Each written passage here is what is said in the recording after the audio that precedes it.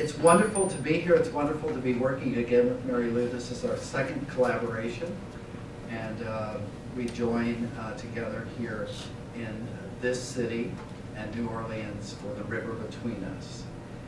The River Between Us, the title for this exhibition, draws attention to the critical and aesthetic spaces that allow art to exist, as well as to how that space gives art its particular power. The artists who have work featured in this exhibit explore the affirmative power of art in the face of unprecedented threats to our life: war, famine, poverty, disease, environmental pollution, and global warming. Inspired by the complex social history of the river in two cities, they map a world that is neither primitive or picturesque, then or now. Inspired by Laumeier's rubric, Archaeology of Place, and Longview's legacy of civic progress and urban change, particularly in the areas of philanthropy and civil rights, the artists collectively explore the spaces that allow us to be ourselves.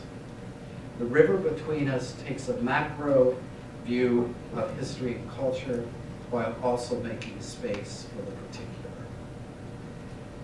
The making of art is never passive, and more often than not, both the quality and the beauty of a work are expressed by its timely self-consciousness and critical distance.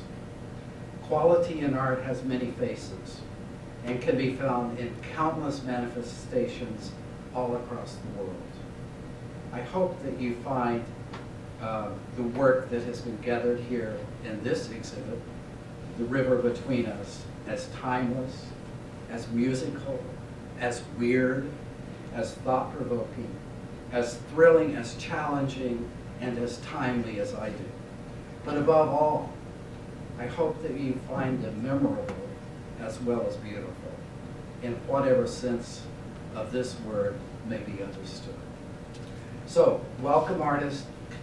Could you join me here at the front table? Let's hear from you.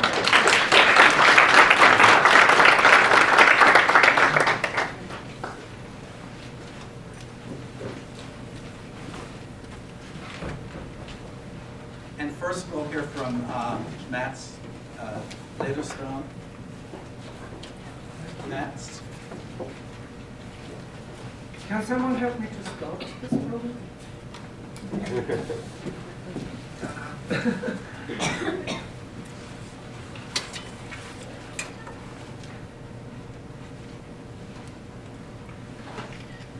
First, you have to excuse me that I have a cold. So my voice is very weak sometimes. And I'm from Sweden, so my English would be sometimes a bit weird. So please interrupt me and ask me if you don't understand what I'm talking about. My name is Matts Leiderstam. I am, from the beginning, I was a painter. I was trained in the 1980s. And then I came more and more into interest of art history and how to see painting and ways of seeing painting. Put on the clock here so I understand how long time. And then all my work, I can say, starts from a kind of seeing experience of painting. And here you see just a snapshot I took yesterday of the piece I am going to talk about from Laumeier Sculpture Park. But I'm just showing that as a glimpse, and then I go into talk about another work which I actually worked with Marilu Knode before. We have done, this is the third project we have done together, just for you to understand how my practice works. The title of the work is called The Eruption of Vesuvius, and it was made 2000. And it related to a specific corner in the Art Institute of Chicago. Usually when I come to a city, I go into the museum to look for paintings, and I'm very interested in landscape paintings, and specific paintings from the 17 or 18 or early 19th century, before the photograph, where it is trying to depict something, a landscape, a real landscape. And here I saw this corner with a volcano, an obelisk and a love couple. So first I asked the museum, how could you do this installation and why does it look like this? I thought it was a really hot corner. And then I zoomed in on the volcano itself, and it's a painting made by Jacques Boulard, French painter, in 1771. He made several of these paintings of Vesuvius erupting in moonlight, where you can see the people, men walking up to the mountain to witness the eruption, and the view of Naples and the moonlight. He made several of these paintings, and they were like sold all over to tourists coming, to grand tourists coming to Naples. So what did I do with this? This is usually what I start from a seeing experience, and what I did here was to try to learn about the paintings in two different ways. So in this case, I went in to make a copy of the painting, and I was working there during 1.5 months, I think. Innova was good enough to put me in a hotel, and I was working there every day for 1.5 months as a copyist in the museum. The next step was that I took the painting to Vesuvio of today. And here you see me working with assistants to photograph it. And I placed my copy into the landscape of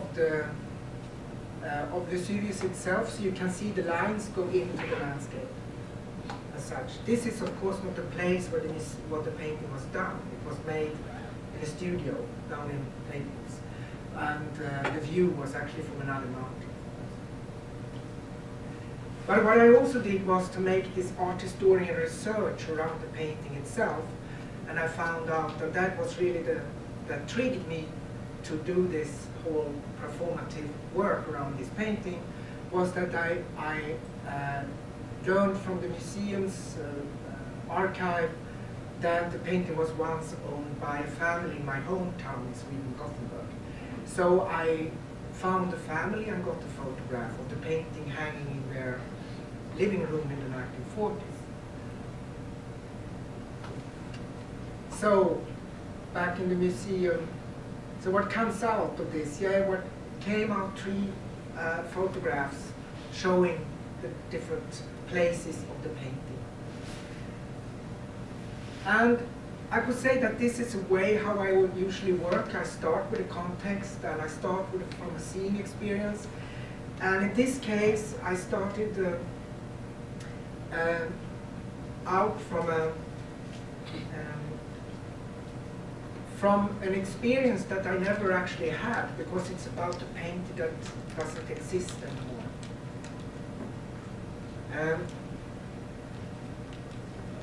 Let's see. Now I've lost it here.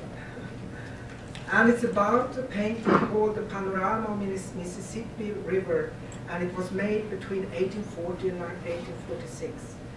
And it was made by a man called John Banward. And it was the biggest painting we know about. John Banward he was born in New York, but he moved to Louisville as a young man.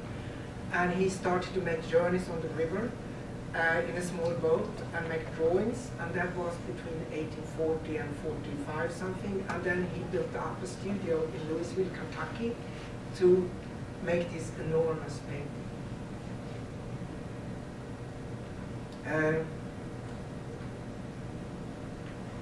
And here you see the mechanism of the moving panorama. So the moving panorama was like an enormous long painting that was put on rolls and mechanically moved all the time when the people were seeing it in a slow path. Here's one of the only paintings that remains by John Banward, and it's also from the same time. What, however, remains of the panorama itself is a script or a publication that was given out 1847 when the Panorama went on tours to the cities on the East Coast, and so this was given out in Boston, 1847. And here you can see how he's bragging over the painting itself. And the painting was not that big. It was about quarter of a mile long, one thing, that it was 12 feet high. And here it's really making it much bigger than it was supposed to be. And this publication, I think, is very interesting because it's really what remains about the painting. And it's having different chapters. So one of the chapters is the adventure of the artist, and here you can follow the artist's adventure down the river.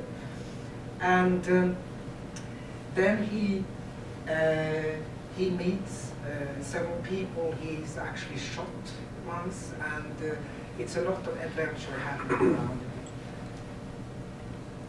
Another chapter is about the Mississippi River as a tourist attraction, but then it's also about the panorama itself.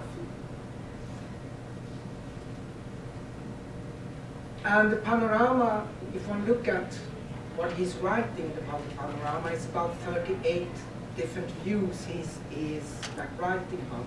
Some of them is probably in the same painting or part of the painting, but this is probably the script he has when he's describing the painting. Because you have to understand that when the panorama was moving, the artist was standing in front of it and giving a lecture. So it's like a film or a kind of theater play or something.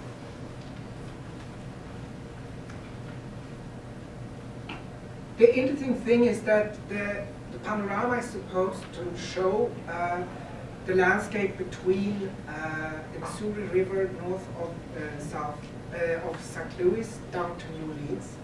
However, when you see how he makes the panorama, it's not. He goes up from the mouth of Ohio up to St. Louis, and he describes the panorama. And actually, you can see up there that he says even what side of the river he's describing. So on the up to St. Louis is all are on the western shores, and from the mouth of Ohio they're all on the eastern shore. So he's making that very physical remark about the painting itself.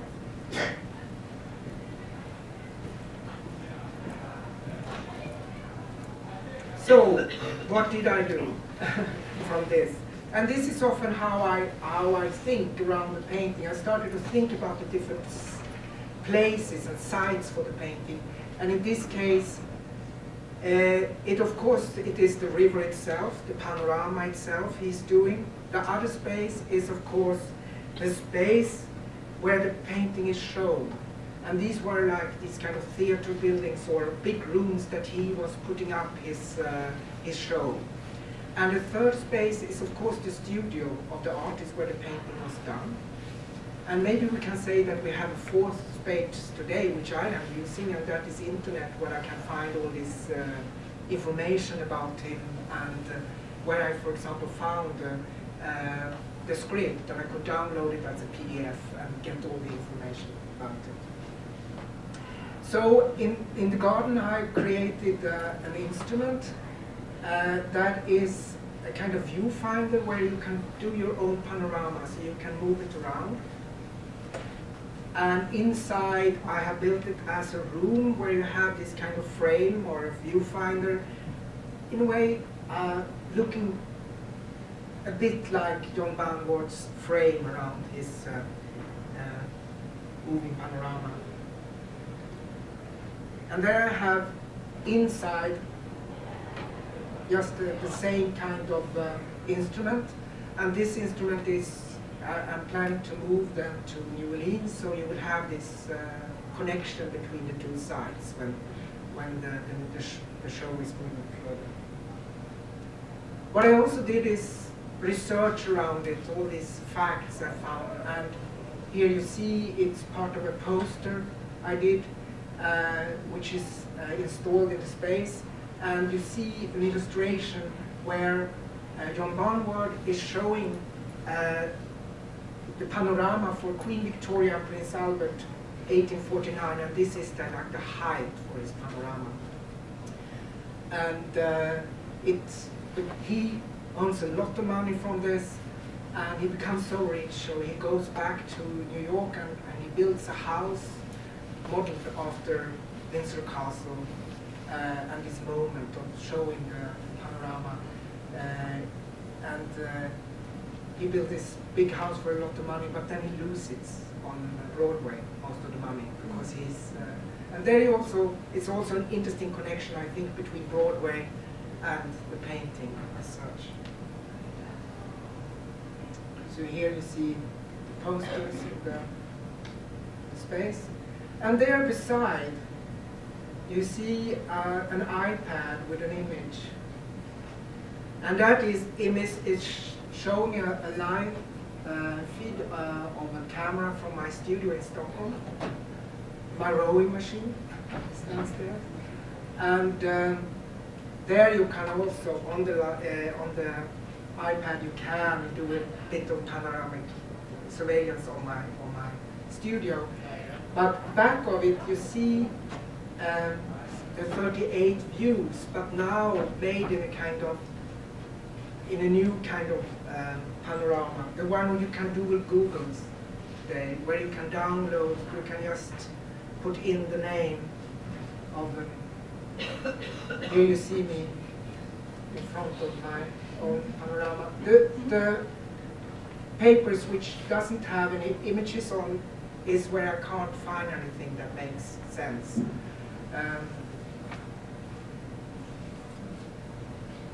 So I just show you in the end here some images, these images, and I will not. Okay, and this will go quick. So this is my journey to Google's image search. Sometimes I find these historical images, and I'm following exactly the same journey as John Barnward.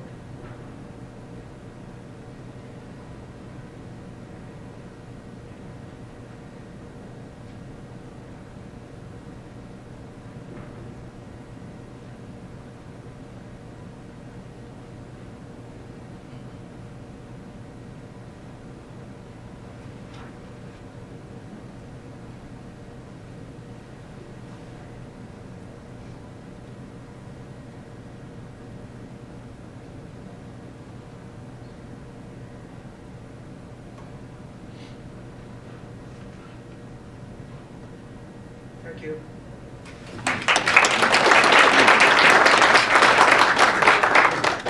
Next we have Mel Watkin.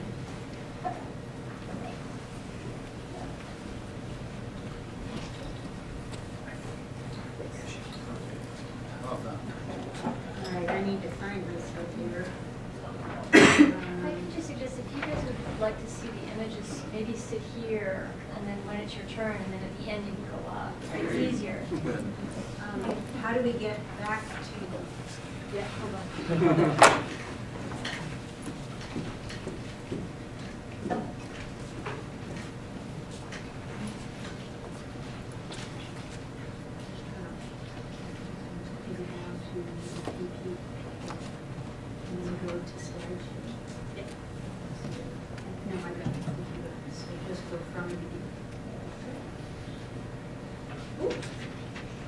Hi, my name is Mel Watkin, and I'm going to talk about my installation at Laumeier called River Room.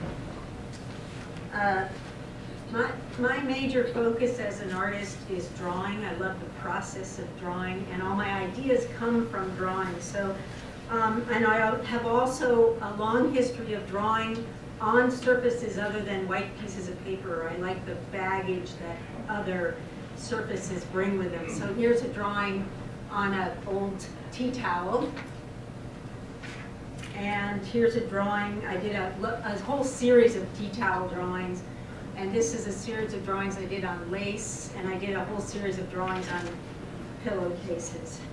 I draw in a very traditional manner, but update them in terms of contemporary issues. And I really like the term terrible beauty, which I think is Yeats or somebody.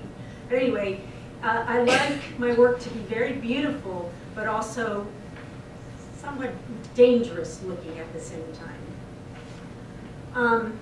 Oh, sorry. Okay.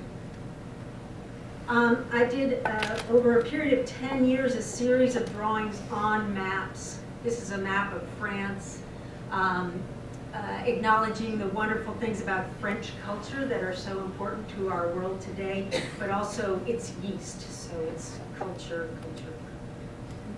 It's kind of a fun. And I've been doing maps on commission since 2010, and have been more recently working on tree imagery. Again, these are on graph paper that I found in an old bookstore, an old secondhand bookstore. And I live out in the country, so trees, these are based on trees and things that I've seen in trees around me.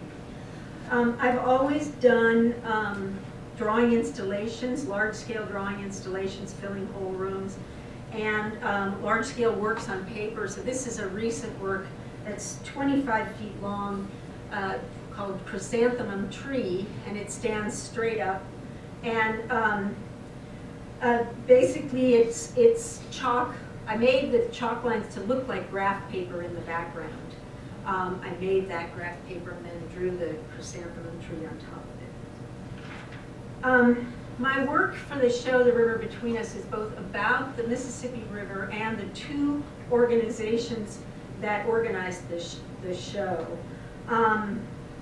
So one of those organizations is Longview House in New Orleans, which is a historic home, and it's got rooms filled with furniture, beautiful wallpaper, the material culture that was the things that were owned by the Stern family who built the house and lived there. The other home in the project is Laumeier, and Laumeier is basically a white cube gallery. It's a home that was built in, 1917? But then it's all empty and the walls are all painted white. And what I did was I pulled kind of a switch in that I took the idea of the historic home and I moved it to, I used that in my Laumeier piece, and then I'm taking the idea of putting objects in an art gallery and I'm going to put those objects in the piece down at Longview. So the Laumeier piece is called River Room, and the piece in Longview will be called River Campaign. So here's what the gallery looked like before I did my installation, and this shows you just the white walls and art on the walls. I can't remember who this was at the time. Okay. This is Longview House and Garden. It was built originally, I guess, in the early part of the 1900s, but then redone, and the whole grounds were redone and organized by a landscape gardener in 1939 to 42. The home was built by Edgar and Edith Stearns, and I'll tell you a little bit about them, but I also have a long history of loving historic homes. I grew up going with my family to places like Old Sturbridge Village and Williamsburg and watching the artisans there working, and I really credit that with why I became an artist. It was kind of magic to me. Longview House has put together this amazing document that you can get online as a PDF, talking about the Stern family and their legacy of civil rights. They were a Jewish couple, very important members of the New Orleans community, wealthy philanthropists, collectors of modern artists like Kandinsky, but they were also instrumental in the civil rights movement in New Orleans. And they did things like they started the Flint Goodrich Hospital, the first African-American teaching hospital in New Orleans. They formed a voter registration league in 1949 and many other important things. But I just can't recommend enough that you go get this and read about who these people were, what they did. So here's a picture of one of the rooms in Longue House. This is the dining room, which was important to me because I based my idea on a sort of dining room. But very elegant, china, tablecloths, linen napkins, the whole 9 yards. And I love the hand-painted wallpaper, very elegant, probably Japanese, right? And shipped over here. So here is Laumeier again, and then this is a picture that I took before the installation was actually done. But what I've done is working with the Laumeier crew, hand-painted the walls, painted the wainscoting so it looked like a 2-part wainscoting. I brought a dining room table in that was from the 1930s or 40s, and oriental rug. And I covered the dining room table with slightly green shrink wrap to make it look as if it was like being held in wax or preserved in a way. Oh, dang it, sorry. No. The wrong button. Stop doing that. Okay. Also, the table is set with some china from my own family. This is a great aunt of mine who did hand-painted china, and then I used fake candles, LED candles on the table. I wanted this to have a kind of Miss Havisham from Dickens feeling to it. And candles, I made candles for the windows. So period room stuff. I had to invent this. These drawings are now framed, which I think they look better, but I cut and paste this onto my hand-painted wallpaper. The wallpaper goes, it's not wallpaper, but the wall drawing goes back to my interest in trees. And then the maps are charts that were used by Mississippi riverboat pilots to navigate the Mississippi, and I have altered them with acrylic and ink. And now riverboat pilots use GPS. But I have very contradictory feelings about the Mississippi River. I've done 2 other projects in addition to this about the Mississippi. And when my friends, tourists come to town, they always want to see the river. And it's always disappointing to them because in St. Louis it is very industrial. The river is an environmental and commercial gold mine that we who live here in this area pretty much ignore most of the time. It's big, brown, ugly, and very dangerous to go on, and so there's hardly any recreation there. But it is a major water source for the area, a major transportation route for the commodities that keep the country running, whether we want to admit it or not. Without the Mississippi, we probably wouldn't have electricity or heat, food, and brought up by the riverboat pilots. In one of my research projects, I worked with the riverboat pilots, and they would talk about how the barges are actually greener than moving other commodities like oil and coal and wheat and corn in other ways, because one barge carries the same load as 52 semi-trucks, so it does help us in that. I'm sorry. No, go away. I can't get rid of this. Okay, maybe if I move. Okay, so I'm only going to show you 3 of 17 drawings that are in my installation, and I drew long sections of the river using the Mississippi River charts. And the drawings show kind of my contradictory feelings about the river. So each of the rivers in the drawings are lined with gold, sort of this feeling that the river is a gold mine. And also some of them have some kind of dangerous features, but they're still beautiful looking, and they suck you in, but they're still kind of dangerous. So. And the drawings show the extreme stages that the river goes through. I think the idea that we can control this river is it's impossible. There's no way that we can control the river, although we keep trying to levee it off. The drawings show extreme drought conditions and extreme flooding. So this drawing, here's the gold edge, and then these river currents, or people have called them a number of different things, but to me it's snakes going up the river. In homage to some of the wildlife that I've seen on the river, which is pretty extensive, despite the industrial look of it.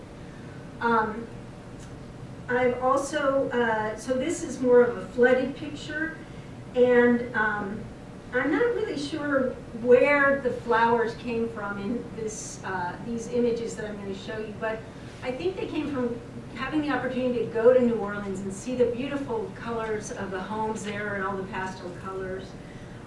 The flowers act as also contradictory in that they could be the oil boom that's keeping the oil from destroying the rest of the inland waterway. They could be bits of plastic that are strewn on beaches and in our woods and forests. They could be a lot of things.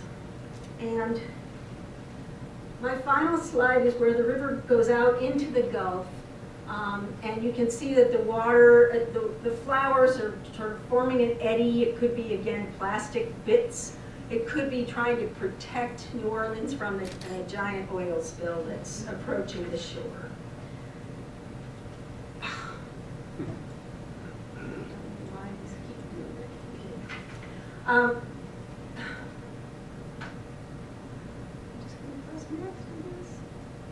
Okay, I want to thank my crew, the great crew at Laumeier. They helped me to do all the hand-painted wall coverings. And it's Ashley Parrish, Lucas Coffin, Justin Bailey, and of course Nick Lang, who's the chief curator. And I really have to thank the Kransbergs who made it possible, and Joe, Marilu, Dana, and everybody at Longview House. And that's a picture of me, at Lenora, Emily, and Dana at the Roosevelt Hotel in New Orleans. Thank you very much.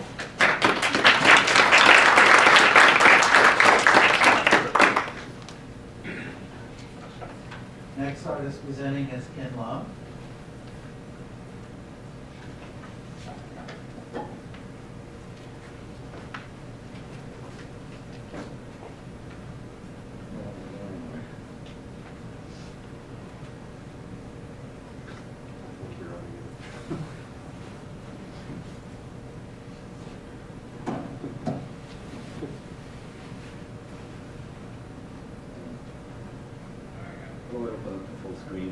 Go to view.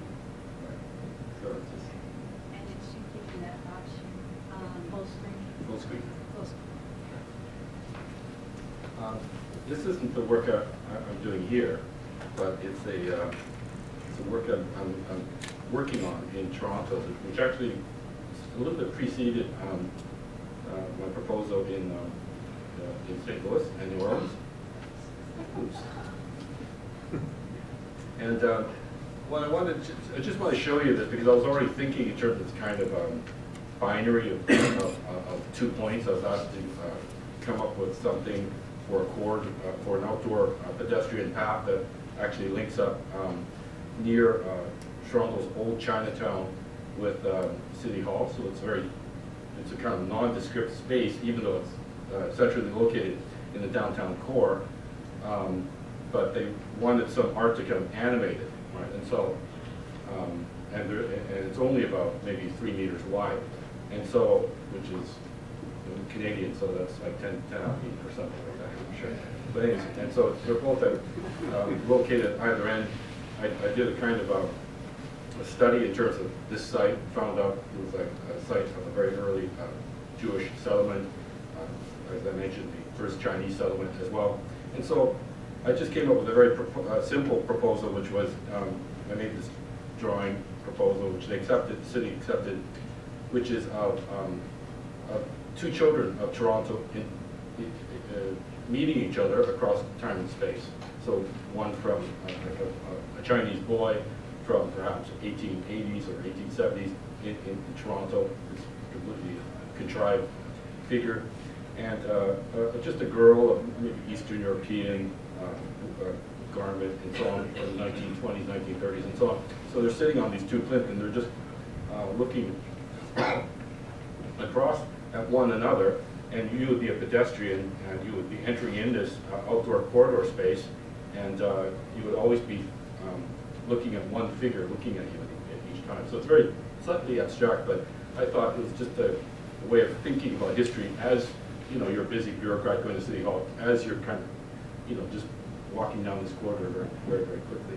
So I had this, I was already, I guess, in this frame of mind of thinking about that when Marilu and Joe proposed this, the river between us, because of course you have, in a certain way, the corridor is now the Mississippi, and you have these two cities in lieu of the, in lieu of the city, in lieu of the figures. And so, what I, just see, how do I advance through here? Oh, there you go. And also, this was a proposal which was accepted now because of funding cutbacks. It was I guess it's not going to proceed until there's funding for it. But it's based in Seattle. I'm normally a contemporary art showing in you know, galleries and such, but I've also in the last number of years been working in the public domain increasingly. And this is just to show you how I come about working. I was asked to do something for the Olympic Sculpture Park, which is in Seattle, and it actually faces the water. And in my research, and I came across the story of the Mercer Girls. They were Mercer Girls, referring to Asa Mercer, who was an entrepreneur of the 1880s in Seattle. And at that time, the town of Seattle was just forming, but it was outnumbered in terms of gender, 9 to 1, men to women. And so you're not going to have much of a city if you can't grow the population. And so he took it upon himself to lure women, young women, mostly from the Lowell fabric and laundry factories in Lowell, Massachusetts. They were all generally very poor young girls, even going all the way down to the age of 12, working in these quite horrific mills. Actually, the suffragette movement, the women's movement, and so on, one of the key chapters of the evolution in terms of women's rights was because of the horrendous conditions of the Lowell mills, actually. And so he was able to you know, make this proposition where he would pay these young women and girls to come with him the first time around, all the way down around the southern point of South America, and to make this arduous trip. Right? And so many of them got disembarked in San Francisco to his anger. But some actually made it up to Seattle, and they were known as the Mercer Girls. And many of the descendants still form significant, close to something like 8 or 9% of the present-day population of Seattle has genetic roots with Mercer Girls. And I was astounded that there's actually no artistic treatment of the Mercer Girls, right? Even though, you know, they're very well known, you know. Oddly enough, maybe I should say they're known, but they're not so well known in terms of a kind of common recognition of their importance.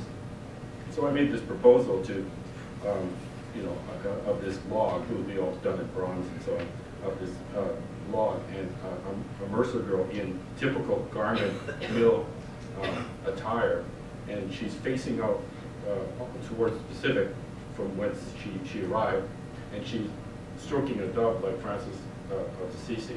So, you know, I was playing off these sorts of things, and so it was accepted, and it's still, you know, there's budget cuts, it's still on the table, that's what I'm told. So, anyways, these are the sorts of things I was working on before thinking about this piece. So I was interested in history, uncovering particularly negative history, which I think is negative, but that doesn't mean it's like bad history, right? It's only bad if the negative history is never acknowledged, and because, you know, I believe in this kind of Lacanian return of the real, in the sense that if you don't acknowledge it, you don't account for it, it becomes expressed in all kinds of perverse ways, except it never gets dealt with, and so on. And so I came up with, you know, it was a very monumental topic to begin with, because of you know, St. Louis and New Orleans and Mississippi. It's just so much a huge part of the. You could talk about any narrative, and it would actually funnel through the Mississippi or either of the cities. And so I tried to find two figures that you could localize, channel many of these issues. And I was interested in, well, Dred Scott and Homer Plessy. It was actually when I actually went to New Orleans first that I got the idea, because I realized there was no treatment, artistic treatment of Homer Plessy, who was an octoroon, but you know, and he tested the emancipation rights of free African Americans at that time, and he lost, right? Because the South was actually, it was a little bit like a urban restoration in the 1820s in France. The South was trying to turn back the clock in terms of certain rights that was won during in America at that time with respect to race and so on. And so it was found out that he was, you know, octoroon, 1/8 black, and therefore considered fully black, even though he actually could pass himself off as white. And so he challenged the courts, and he lost. Similarly to Dred Scott, who was much earlier, by about 45 years or so, the midpoint, or just after the midpoint of the 19th century for Dred Scott. And Dred Scott's case, which I'm sure you're all familiar with, you know, had tremendous influence in terms of Lincoln's subsequent Emancipation Proclamation as well. But I was also interested in how these signifiers of civil rights. I was thinking, I mentioned this morning how I was Thoreau and the Transcendentalist, you know, like Emerson and so on. We're very interested in civil disobedience. Thoreau wrote a fantastic essay on civil disobedience. I can't remember the title. Does anyone remember? Civil disobedience on government? Something like this. But anyways, it was an essay, and very influential, actually on Gandhi and Martin Luther King, and so on. So all these things were kind of percolating in me, and of course I mentioned this morning how, you know, the Stearns, civil rights, the Jewish people working with in terms of civil rights for hand in hand with African Americans. So all these sorts of things are fraught, and I was interested in all of them, all of this stuff actually. And so, and I guess one other thing I was interested in was how, you know, in today's context, which is often, there's no middle ground, it's just, everything's got ideological, and I think there's just been, for the last several decades, a kind of reactionary politics that's being exercised, and a kind of diminution in terms of public space, in terms of the question of even, not just civil rights, but civility, I think, was also a concern of mine. Really, it's got Fox World, you know, Breitbart kind of world now, MSNBC too. And so I wanted to, you know, so I came up with this idea of these two figures, and because, you know, parks and statuary go hand in hand, particularly since I'm a kind of amateur of like French culture, particularly in the 19th century, the formation of modernity, and so on. And of course, you know, during the Third Republic, there was a lot of insecurity in terms of the status of the government following their loss, following France's loss against Prussia, and so there was a constant need to re-legitimate the state to the French people at that time. And so I came up with this, you know, somewhat traditional form, but conceptualizing it anew of Homer Plessy and Dred Scott facing one another, and you stand in between, and you have to, you symbolically become implicated, I should say, in terms of all these signifiers, all these terms, which are still very, very alive. Not any of them are resolved or foreclosed, and so on. And so that was basically the idea. That's it. Thank you.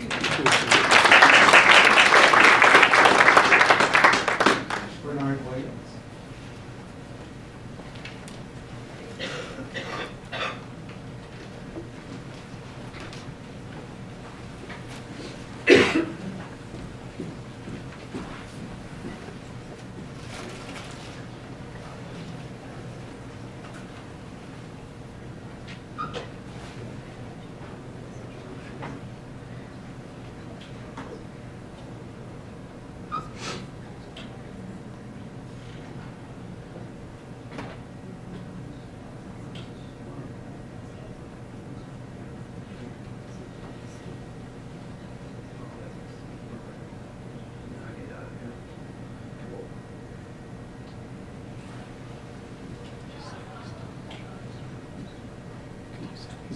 Good afternoon.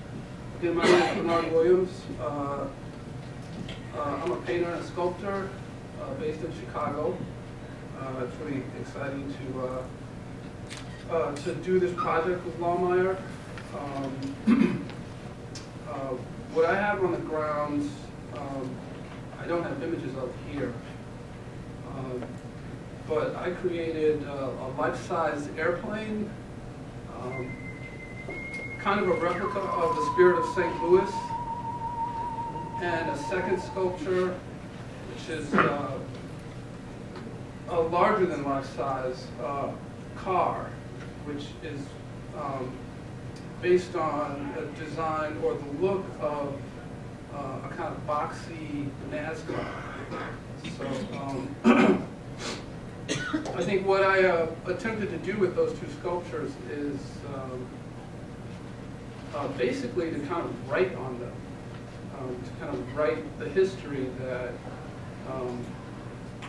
that kind of came out of my research around New Orleans and St. Louis and the Mississippi River. And what I've decided to show you is just a bit of that research.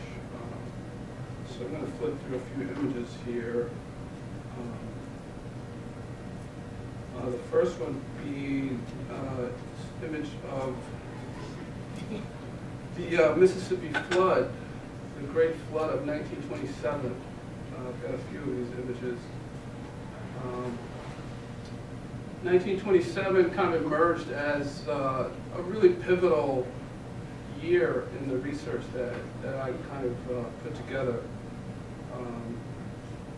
You know, it's this kind of dramatic year of this flood, of course, in Mississippi. It was also the year that Charles Lindbergh crossed the Atlantic in this airplane. So the airplane featured as a big element, and the number 27 is actually featured, and I like to think about it as a kind of writing on the sculptures. So you'll see a large number 27 on both the airplane and the car.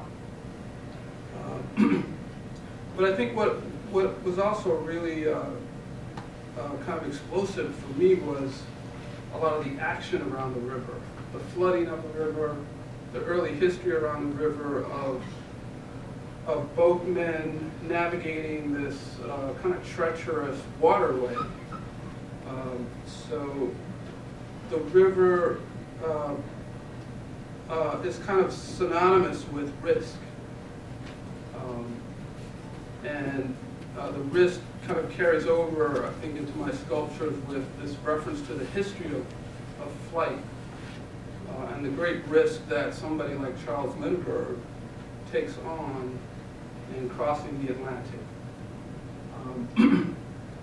So I think those kinds of ideas are captured in a photograph like this, where the river is exerting itself literally onto humanity.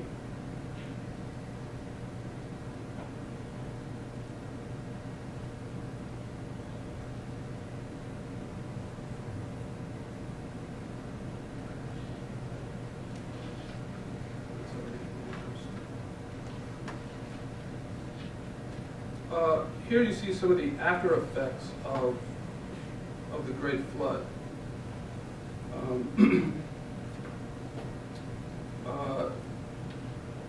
You know, it's a tremendous upheaval that took place around that flood, where, you know, people were ejected from their homes and literally fighting for their lives, and many of them landing kind of on the levees that were, you know, bordering the river. So here you see families literally with all of their belongings stranded. There was a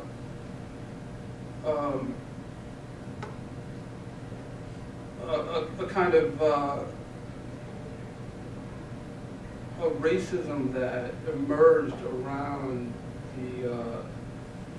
the situations that that the flooding provoked, with often African Americans being herded into refugee camps, and a very slow effort with creating housing for these people and food and various essentials were very slow in coming to the black community during that whole flooding period. People like Booker T. Washington emerged as a kind of interesting and forceful character who advocated for the well-good of African Americans during that moment. So, my gesture with the sculpture is to literally kind of write Booker T's name onto the sculpture, and other characters who featured prominently in the moment. Somebody like Julius Rosenwald, trustee at Tuskegee Institute, who gave millions of dollars to support and build schools for blacks in the South after the flood.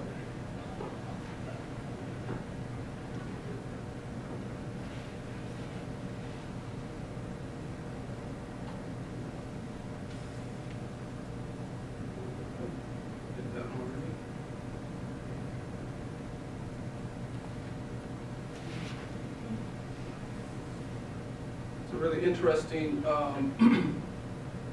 automobile image. The automobile certainly features as a big image, a big idea within the project for me. But it's really interesting here to see the automobile kind of incapacitated by the river. So you have nature in a way undermining technology and machinery.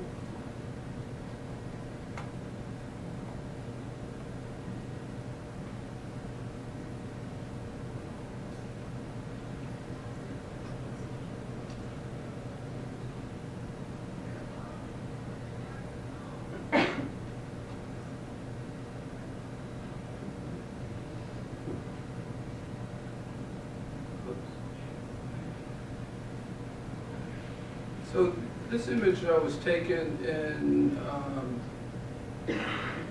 Rantoul, Illinois.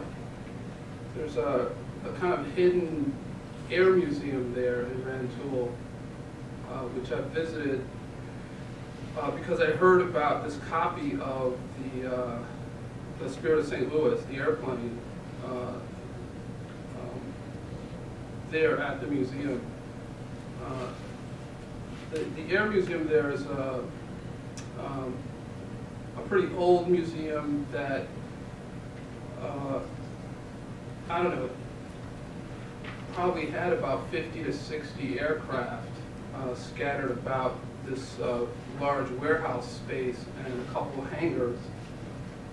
And the Spirit of St. Louis was kind of stranded in the back, out of or off of the exhibition floor, and also taken apart, disassembled, and kind of stashed against the wall.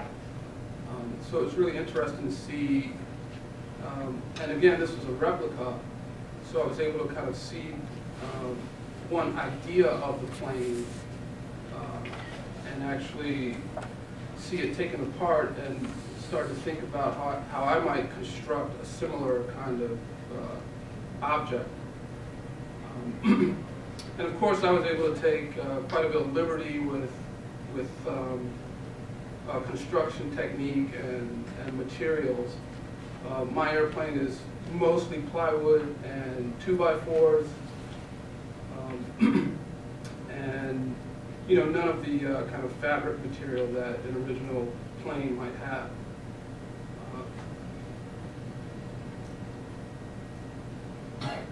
Right here you can see the wings, which were removed from the plane, but this is the section where the wings were attached a big part of the project for me was literally just kind of thinking about how do you make an airplane? How do I actually, what kind of materials do I, how realistic can it be? And, what kind of surface, what kind of finish, and what kind of interior structure would really make this thing work. I think once I got the kind of an initial sketch, literally, of the airplane to Laumeier, it was kind of clear that I needed much more structural support than I arrived with, and that's where the staff at Laumeier, Nick Lang in particular, deserve a lot of credit with helping me stabilize this structure and really get it up in the air, and into a format that really worked as an outdoor sculpture.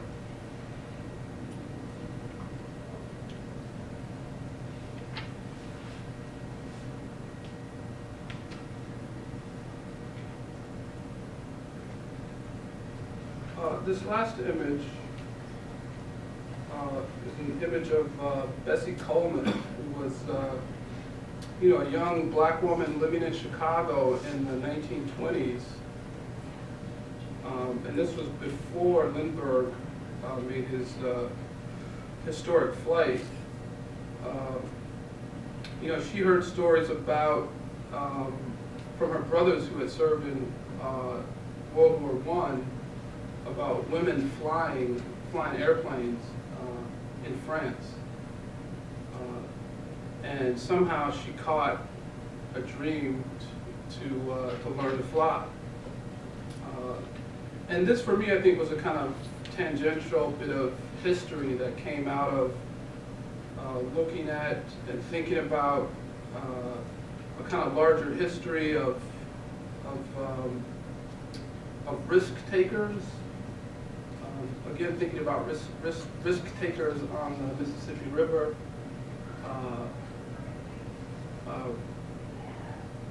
Risk takers in the air, people taking risks, looking for or exploring new territories. And Bessie, was a really interesting character who, took a risk and left the country that she knew very well. Searching for, I think, a personal realization of who she wanted to be. Somehow, I think there was a kind of projection, maybe, of myself. And I think a lot of what happens with me as a visual artist thinking about history is to literally kind of project myself into the role of any number of various performers. It might be thinking about LaSalle, the great French explorer, making a trek from Quebec to the U.S.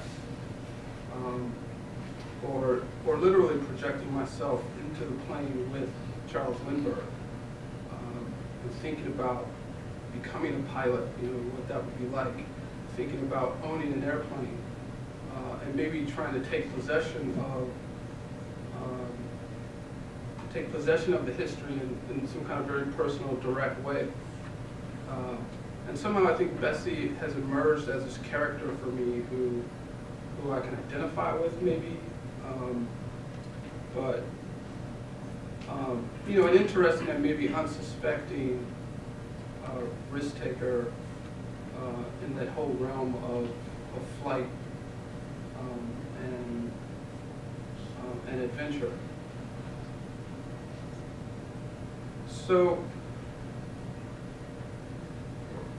Bessie is referred to on the sculptures. One of the things happening with the airplane sculpture are some hidden elements. So when you do encounter the airplane, if you actually look through some of the openings, you'll see a number of symbols and name references inside of the airplane. And Bessie is one of those references that, again, is maybe a reference to a kind of tangential history around the project. And I think I'll end it there. Thank you, Bernard. Perfect.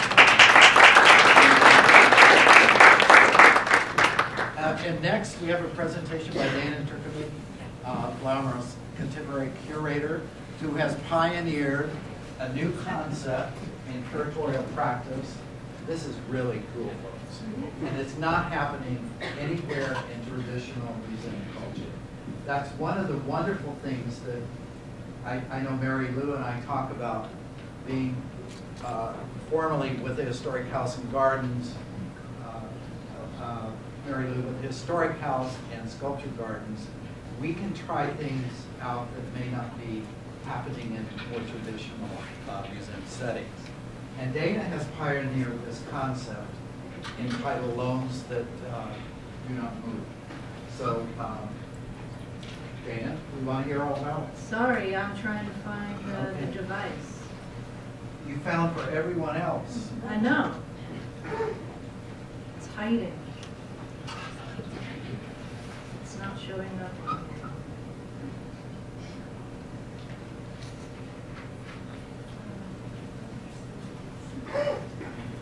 You may have to get some technical Go back, assistance. take it out, is it a flash drive? Yeah, Take it out, put it but I back think in. that,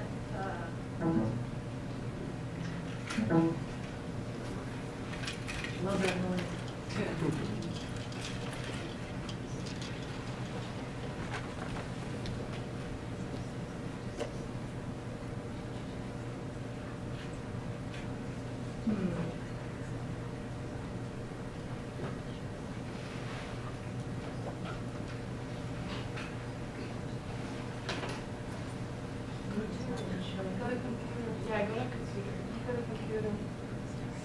Where's that?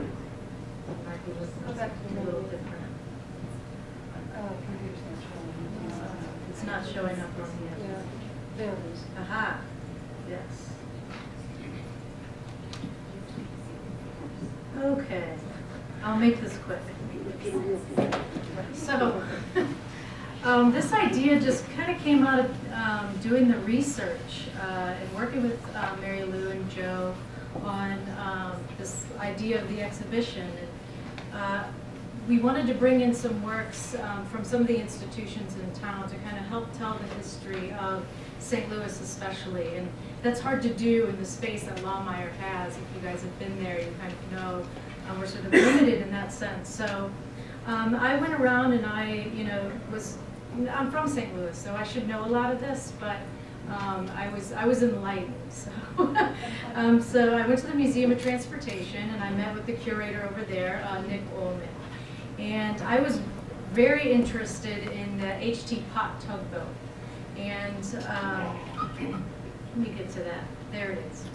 One of the reasons why is because my dad actually piloted this boat as a river pilot for 35 years on the Mississippi and Missouri River. So again, that kind of opened up some possibilities here.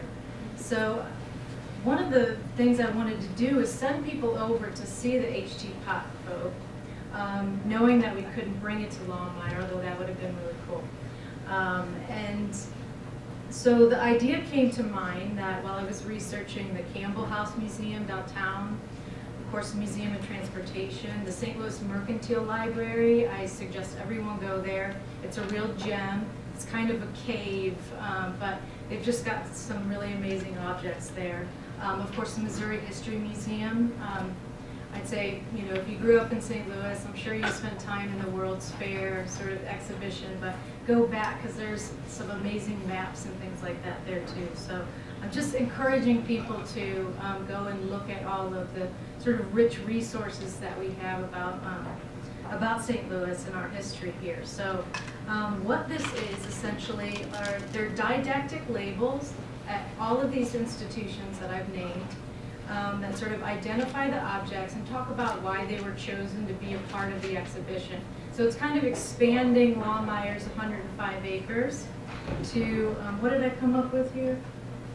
A total of 55.84 miles, and that's kind of circulating St. Louis, so starting at the Museum of Transportation, kind of coming back around back to Laumeier. And this is just a map to kind of show you where all those places are.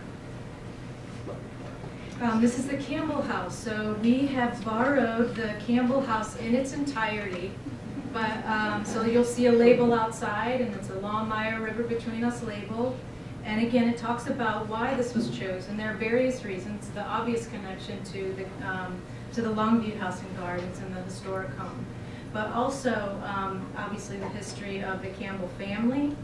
And there's a really kind of strange connection to Roland Kale, who owned the property where Laumeier is, was the owner of the Quick Meal Stove Company. And he personally, I guess, was somehow friends or something. He outfitted the Campbell House with the first quick meal stove. So if you go to the Campbell House, you won't see it, but there are some photographs that they've luckily preserved. They were in the trash. There's 60 albumin photographs, and you'll see them when you go there. They've kind of used them for didactic material. And we actually have a digital print of the Campbell House in 1851, I believe. I'm not sure if it was taken in 1851. At Laumeier, so you can see a digital print of one of those album photographs. One of the other pieces that we're borrowing, but it's still at the St. Louis Art Museum. So if you go there, you'll see one of our labels next to the work, again describing why we chose it to be a part of this exhibition. This one's pretty obvious, George Caleb Bingham's Jelly Flat Boatman and Port. There are other Bingham, paintings. But this one in particular, I think, really has that kind of spirit. And what I was really interested in this was when I went to the Mercantile Library, Julie Dunn Morton, one of the curators up there, kind of told me the story about the flatboatmen and how they sort of lived their lives. So they would build the flatboat here in St. Louis, sort of take those commodities down to New Orleans, dismantle the boat, sell off the wood, and walk back or take a horse back up to St. Louis. And then they would just repeat it and keep repeating that. So I was really interested in that, and I just love this idea of these guys sort of dancing around and having fun. Obviously this was on the way down to New Orleans. But there's another piece, I'll kind of click ahead. This is George Caitlin's painting that used to be in the collection of the Mercantile Library, but I think now it's at the Missouri History Museum. So this is a lithograph. Anyways, so what I like about this piece is that it's got, you've got this sort of steamship, so it's kind of playing on the kind of technology and advance in technology and how those flatboatmen, this whole idea of the flatboat was becoming a relic. This was like kind of long gone when Bingham actually painted this painting. He was living in Dusseldorf, Germany. So he was sort of reminiscing about the days of these flatboatmen in St. Louis.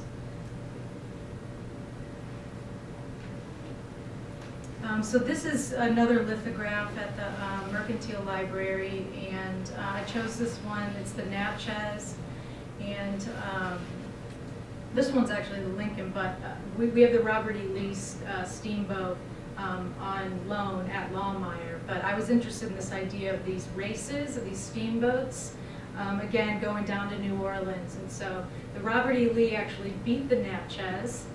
So it is the title holder at the moment. And it's a really funny story. So I encourage you all to go to these institutions and talk to the curators and kind of learn more about each of these things. But I really love this idea of these sort of steamboat races. That's the George Caitlin painting. And this, sorry, it's sort of sideways. But these are from the Becky Thatcher, Tom Sawyer, again, the boats that were downtown at one point. sort of taken off. And this is part of the Herman T. Pott National Inland Waterways Library, which is the same H.T. Pott that has the tugboat at the Museum of Transportation. This is a, I'm sorry, not a very good photograph. This is a very, very large map of the alluvial valley of the Mississippi River, again at the Mercantile Library. This place is just packed with stuff. It's really amazing. This is the pilot wheel for the Erastus Wells. This is a painting of the old rock house. The old rock house is actually quite an interesting place. And again, I encourage you to spend some time with that story, but it actually has quite a rich history. It kind of changed hands a lot, and I'll come back to that in a minute. So this Currier and Ives print, again, they were really interested in sort of 19th century sort of river culture, and this is one of those illustrations that you see of the riverboat, the flatboatmen, and the sort of steamships in the background. So it's being kind of funny in terms of, you know, where technology is going on the river. This is actually, the reason why I chose this painting, again, I just thought it was weird, but it's in the Missouri History Museum, and he was quite a prominent businessman in St. Louis, Captain John Scudder. He also owned steamboats, etc. But the person who painted this, Alvin Jasper Conant, was a pretty well-known AAA polymath. So he's got a lot of really interesting books about the Native Americans in the area. He's very well known for documenting that. He was also a painter, an anthropologist, an archaeologist, etc. He was also a curator at the University of Missouri at one point too. So the guy who painted this was what was interesting to me.